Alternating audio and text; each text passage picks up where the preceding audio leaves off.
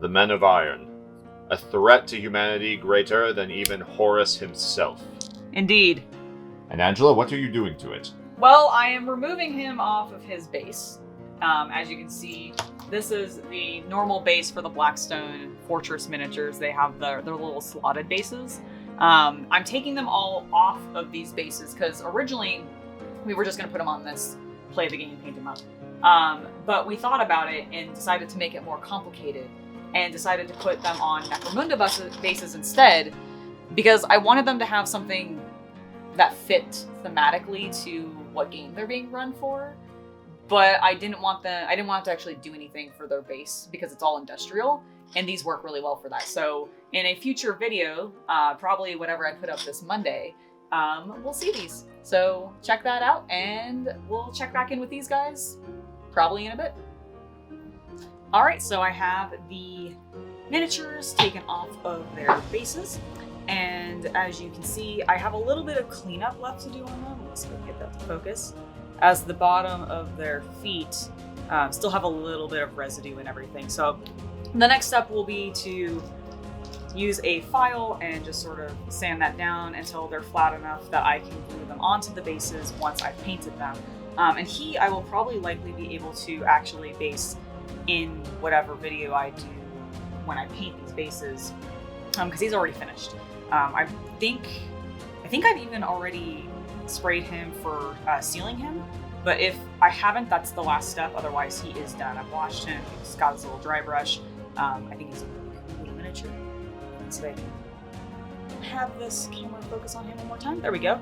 So my little man of iron. He is great. But yeah, that will be the next step. I have all of my excess bases here, so I'll just need to throw that stuff away. Yeah, we will see you on Monday with painting the Necromunda bases for my Blackstone Fortress miniatures. Or we're actually going to see them in this video. So I went ahead and I have started painting the Necromunda bases, and I am pretty happy with how they have come out. Let me see if I can get these a little bit better lit. There we go. But yeah, no, they came out really cool. So what I ended up doing is I did a contrast over them. Ah, there we go. That is better. So I did a contrast of Gryph-Charger gray over top of them first, and then I went in and I used Nihilakh Oxide. I think I'm pronouncing that correctly. I'm not really sure. But I used that as the brighter teal in the below, and then what I did is I then layered Basilicanum gray over top the Gryph-Charger to darken it a little bit and give it a little bit more of a gray hue.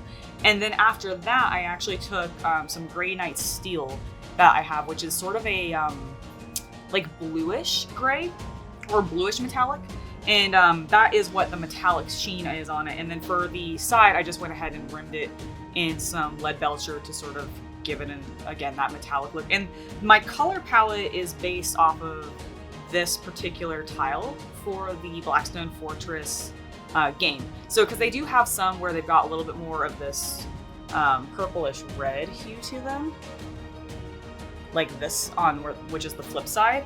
I decided to go with the blue just because I felt like it might be a little bit easier to mix the metallics in than having to work in a warm color tone like the purple. So that's why I went with that color palette. So here is another one. This one is what the Rogue Trader will be standing on because it has the little skull there. And then, as I said, I have the Man of Iron already glued down to his new base. So he is now completely finished. The only thing that I have left to do is to seal him so that the base also gets sealed. But otherwise, he is finished, and I am very, very happy with him. So we'll get the rest of these painted up over time. I'll show them off either here on vlogs if it happens to be during the quarantine, or on Instagram if it happens to not.